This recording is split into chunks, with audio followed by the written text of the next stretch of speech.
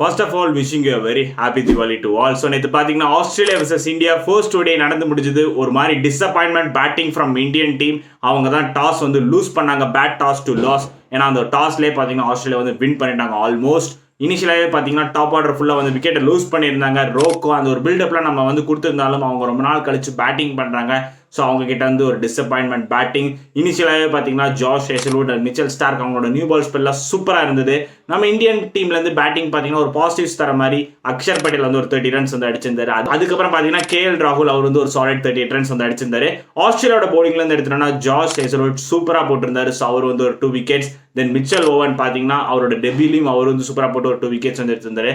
அதுக்கப்புறம் பார்த்தீங்கன்னா மேத்யூ குஹ்னிமேன் அவர் வந்து சூப்பராக போட்டு அவர் வந்து 2 விக்கெட்ஸ். ஓவராலாக பார்த்தீங்கன்னா ஒரு ரிவைஸ்டு ஓவராக வந்து மாற்றினாங்க. 26 ஓவர்ஸில் இந்தியா பார்த்தீங்கன்னா 136 ரன்ஸ் தான் வந்து அடிக்க முடிஞ்சது.